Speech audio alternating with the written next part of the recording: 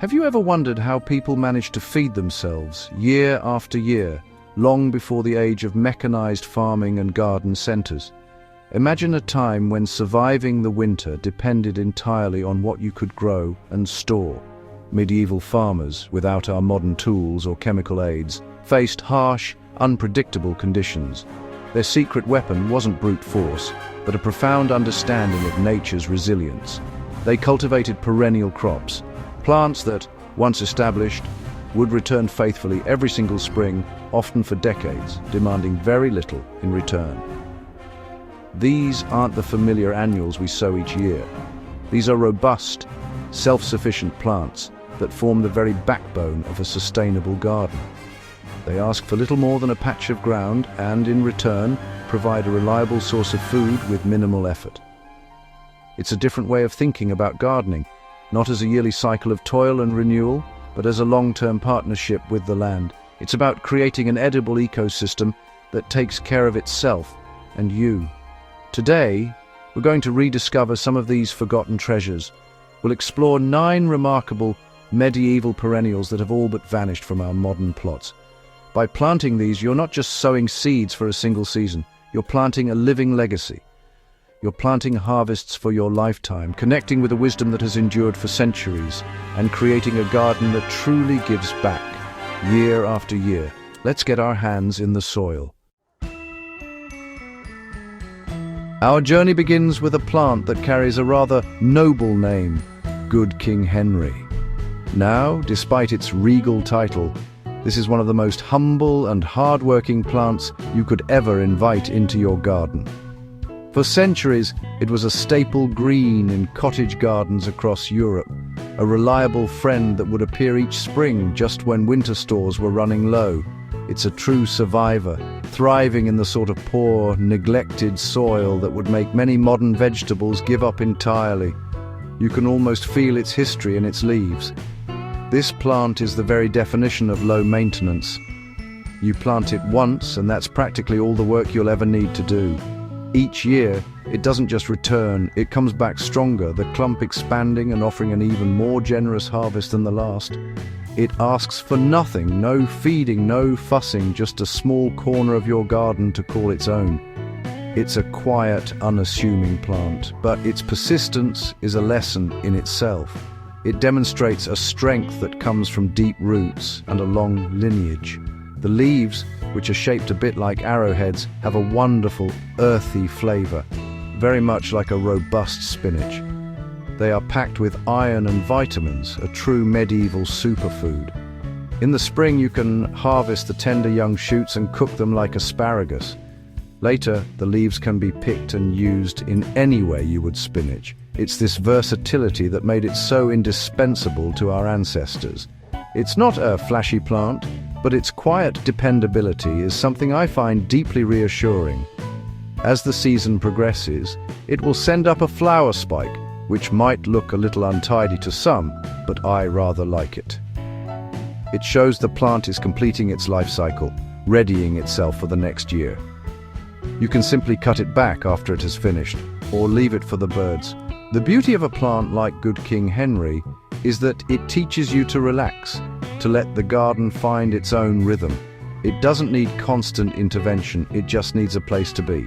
So if you have a patch of difficult soil, perhaps a shady spot where nothing else seems to grow, I urge you to consider Good King Henry. It's more than just a vegetable, it's a piece of living history. By giving it a home, you are preserving an ancient variety and establishing a source of food that will be there for you every spring for many, many years to come. It's a plant that works with you, not for you, and that is a wonderful thing. Now, for a vegetable that has a truly fascinating story, one that takes us into the quiet, contemplative world of the medieval monastery, this is skirret. It was once a highly prized root vegetable, cultivated by monks who were not only spiritual leaders but also master horticulturists. They valued skirret for its unique sweetness, a rare treat in a time before sugar was widely available. Its flavor is often described as a cross between a parsnip and a carrot, but with a character all its own. What makes Skirret so magical for the sustainable gardener is its perennial nature. It forms a clump of long, slender, white roots, a bit like a cluster of thin fingers reaching down into the earth. When you harvest, you don't need to dig up the entire plant. You can simply lift the clump, carefully break off the larger roots you need for the kitchen, and then replant the central crown with its smaller attached roots. It's an act of gentle partnership, taking what you need while ensuring the plant's survival. This simple act of replanting means your Skirret patch never has to end. The plant regenerates year after year from that same central crown. It's a closed-loop system of productivity, a perfect example of the medieval mindset of stewardship over the land. It thrives in moist, well-drained soil, the kind you might find near a stream or in a damp corner of the garden. Once it's happy, it will reward you with its sweet harvest for a lifetime, a testament to the monk's ingenuity. Looking at the plant above ground, you'll see delicate, feathery foliage that resembles parsley, topped with umbels of small white flowers in the summer. It's quite an attractive plant in its own right, and a wonderful addition to a mixed border, providing both beauty and sustenance. The flowers are also a magnet for pollinators, bringing a gentle hum of life to the garden, which is always a welcome sound. It's a plant that contributes to the whole ecosystem of your plot. To prepare it, the roots are best scrubbed, not peeled, and can be roasted, boiled, or added to stews. They add a delicate sweetness and a wonderful texture. Growing Skirret feels like uncovering a secret. It connects you to those monastic gardeners who, centuries ago, understood that the greatest rewards come not from a single grand harvest, but from a continuous, gentle cycle of give and take. It is a truly special and rewarding plant to grow. Leeks are a familiar sight in most vegetable gardens, but we tend to think of them as a crop we sow and harvest once. I want to introduce you to their remarkable cousins, Perennial Leeks, or as they are sometimes known, Perpetual Leeks.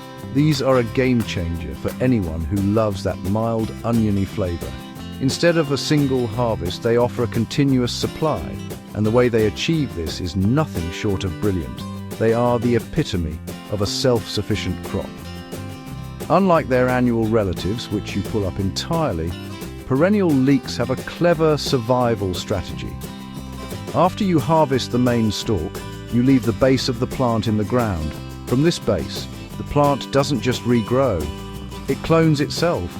It sends up a cluster of new, smaller leeks around the original spot, forming a clump that gets larger and more productive with each passing year. It's a small miracle happening just beneath the soil's surface. This means that from a single planting, you can establish a permanent patch of leeks in your garden. Imagine stepping outside in the middle of winter and being able to pull a fresh leek for a hearty soup, knowing the plant will simply replenish itself. This resilience made them incredibly valuable in medieval times, providing a reliable source of fresh flavor and nutrition through the leanest months of the year when little else was available. They are a true taste of security. They are wonderfully unfussy plants. They tolerate a wide range of soil conditions and are far more resistant to pests and diseases than many modern leek varieties. You can harvest the main stalks for a classic leek, or you can pick the smaller, more tender offshoots, which are wonderful used like spring onions. This versatility allows you to harvest from the same clump almost year-round, taking just what you need, whenever you need it. Planting a patch of perennial leeks feels like making a long-term investment in your kitchen garden. You are creating a self-perpetuating source of food that asks for very little intervention. They are the perfect plant for a low-maintenance allotment or a busy gardener who wants maximum reward for minimum effort. They are a living illustration of nature's inherent generosity, a quiet provider that just keeps on giving. Our next plant is a real brute in the best possible way. This is sea kale, Cramba maritima. It's a native of the rugged, windswept coastlines of Europe, and it carries all the toughness of its home environment. This is a plant that can withstand salt spray, fierce winds, and poor, shingly soil. If it can thrive on a desolate beach, just imagine how well it can do in the comparative comfort of your garden. It is a true testament to the power of resilience. In a garden setting, sea kale becomes a magnificent architectural plant. It produces these enormous, wavy-edged, blue-green leaves that can spread out over a meter wide. They have a wonderful texture and color, almost like sculpted cabbage leaves, making a dramatic statement in any border.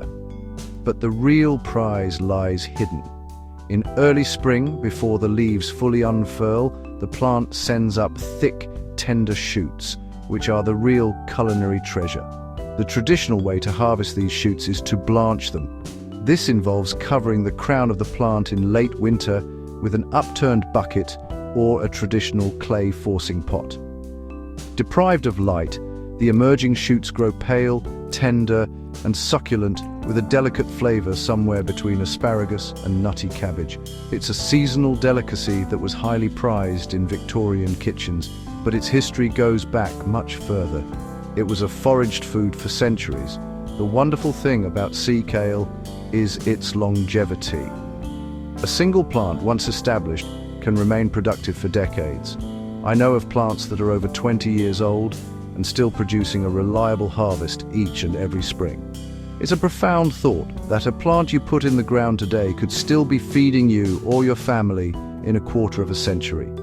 It requires virtually no care once it's settled in, its deep taproot finding all the moisture and nutrients it needs.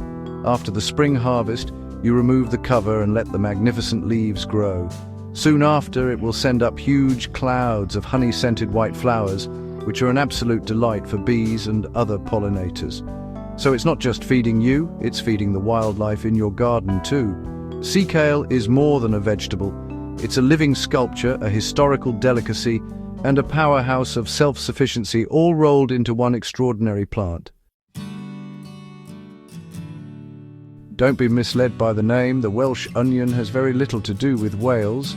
The name is thought to derive from the old German word Welsche, meaning foreign. But whatever its origin, this plant, Allium fistulosum, is a must-have for any garden, large or small. It is essentially a perennial spring onion that, instead of forming a bulb, forms a dense, ever-expanding clump. It's the gift that keeps on giving for anyone who loves a mild, fresh onion flavor.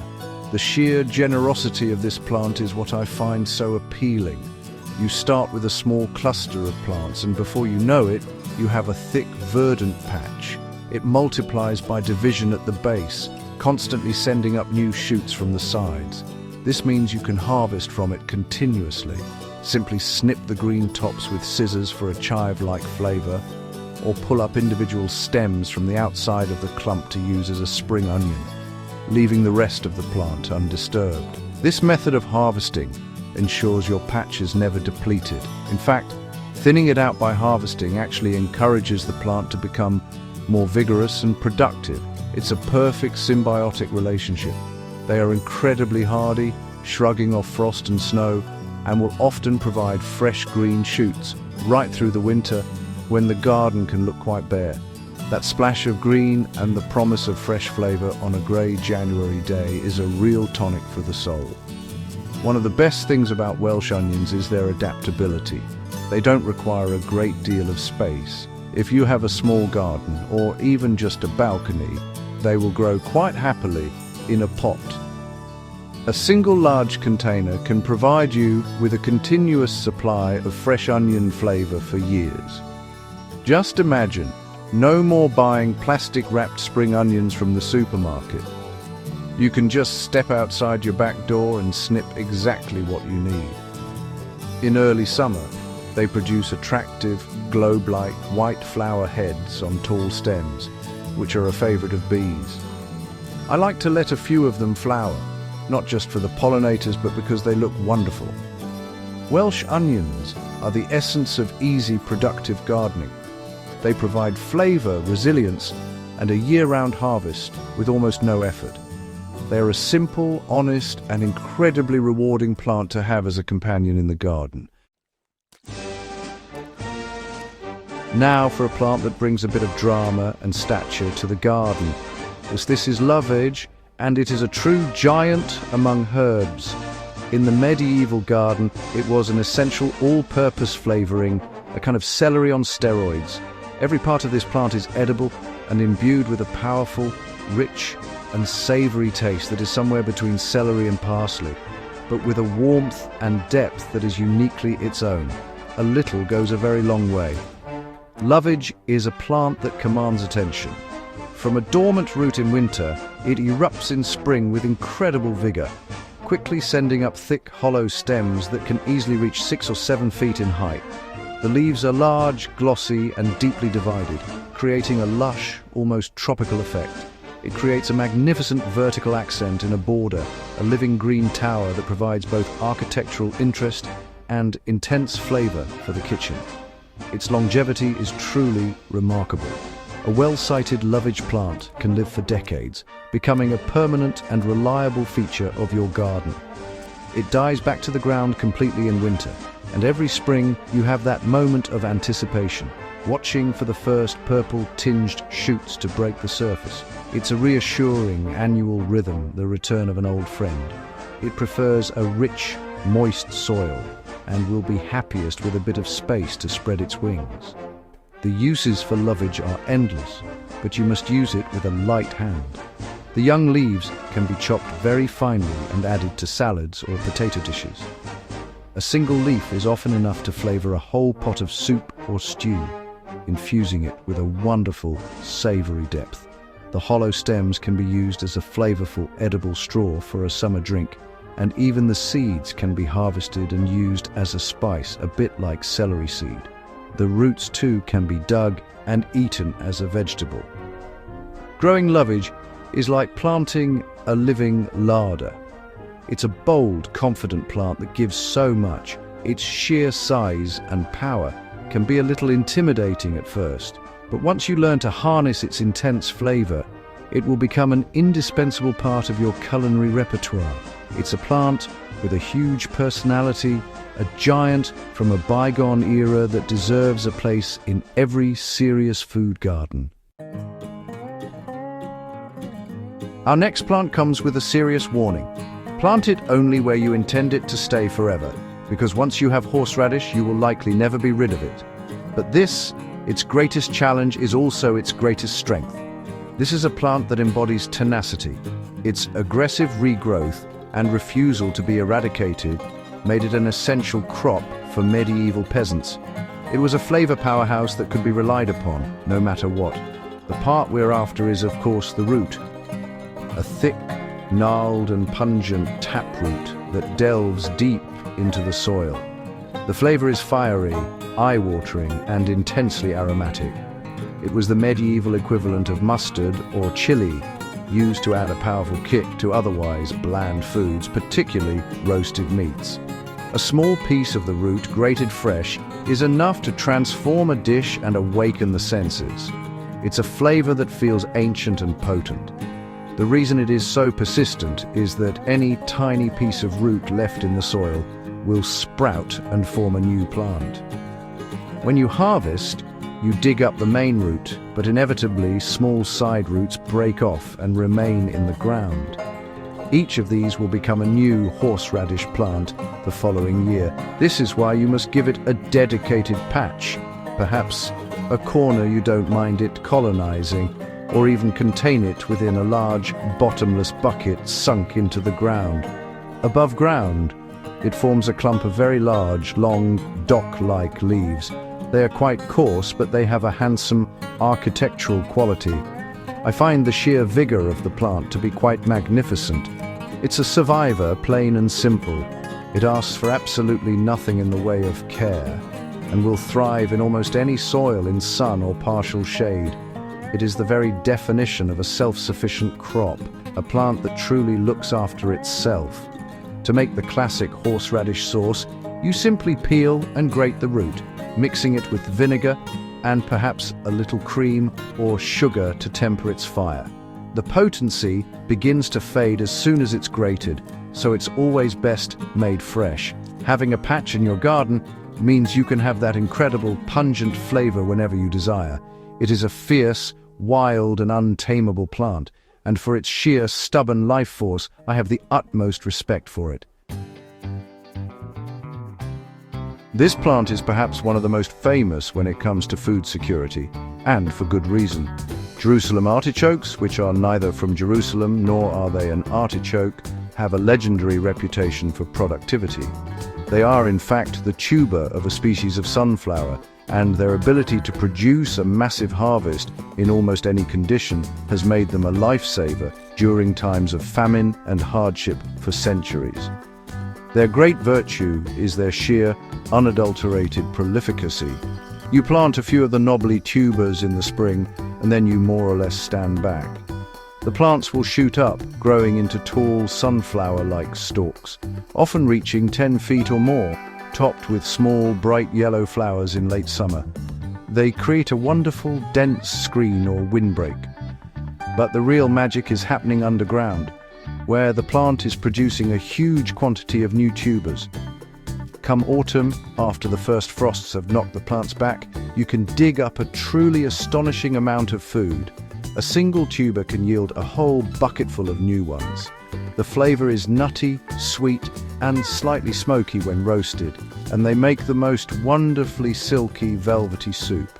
They're a fantastic source of carbohydrates and a prebiotic fiber called inulin, which is excellent for gut health, though it can have, shall we say, a rather windy effect on some people.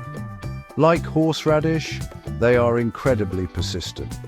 It's almost impossible to find every single tuber when you harvest, and any that are missed will sprout into new plants the following year, guaranteeing a harvest for the next season. This is why they are a symbol of food security. Once you have a patch, you have a reliable source of winter calories that will return every year without any need for replanting. They are drought-tolerant, disease-resistant, and will grow in even the poorest of soils. I think every garden should have a small, dedicated patch of Jerusalem artichokes. They are a lesson in abundance. They teach us that nature, left to its own devices, is incredibly generous. They may not be the most beautiful or refined vegetable with their lumpy, awkward shapes, but their ability to provide so much for so little effort makes them one of the most valuable and important perennial crops you can grow. Our final plant is a humble but incredibly useful perennial green that will bring a surprising and delightful flavor to your kitchen. This is sorrel. There are several varieties, but the one most commonly grown in gardens is broad-leaved sorrel. For centuries, this was the go-to plant for adding a sharp, acidic, lemony tang to dishes long before lemons were readily available in cooler climates. It's a flavor that instantly brightens and lifts any dish it's added to.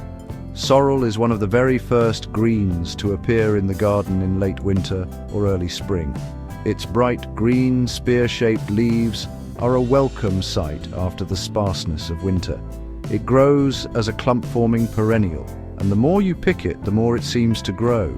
You can harvest leaves from a single plant for months on end. It's a true cut-and-come-again crop, but one that you don't have to re-sow each year. It thrives in the cooler weather of spring and autumn, and while it can bolt and send up a flower stalk in the heat of summer, you can simply cut this off to encourage a flush of new, tender leaves. A single plant will live for many years, and you can easily divide the clumps every few years to make new plants to expand your patch or share with friends. It's a very generous and easygoing plant, happy in sun or partial shade. The classic use for sorrel is in a creamy soup, where its acidity cuts through the richness beautifully. It's also wonderful shredded into salads to add a zesty note, or wilted into a sauce for fish, particularly salmon, which is a truly classic combination. The French are masters of cooking with sorrel, and it's a key ingredient in their rich culinary heritage. The flavor is so distinct, it's a wonderful thing to have on hand to add a touch of sophistication to your cooking. Growing sorrel is incredibly simple, and it's a wonderful plant for filling those slightly damp, shady corners of the garden where other things might struggle. Its persistence and unique flavor make it a truly valuable asset. It's a quiet, unassuming plant, but once you get a taste for its sharp, refreshing tang, you'll wonder how your garden and your kitchen ever managed without it. It's the perfect finishing touch to our medieval garden. And there we have it. 9 remarkable plants, each one a living link to our medieval past. From the fiery root of horseradish to the sweet promise of skirret, these perennials are more than just food. They are a testament to a different way of gardening, a partnership built on resilience and trust. They prove that a garden doesn't need to be a place of constant toil and annual replanting. It can be a self-sustaining ecosystem, a permanent source of nourishment that grows more generous with each passing year. By planting these forgotten crops, you are doing more than just growing vegetables. You are cultivating food security, biodiversity, and a deeper connection to the rhythms of nature. You are creating a garden that works with you, a garden that gives back far more than it takes. This is the enduring wisdom of the medieval plot plant once and harvest for a lifetime. It's a powerful and deeply satisfying way to garden, and I hope you feel inspired to find a small space for one of these incredible survivors. If you've enjoyed this journey back in time and want to learn more about creating a resilient and productive garden, please consider subscribing to Nature's Blueprint. Your support helps us continue to explore these wonderful old ways. And please share this video with anyone you think might appreciate the quiet wisdom of these enduring plants. Let's bring these forgotten harvests back into our gardens and onto our tables. Thank you for joining me.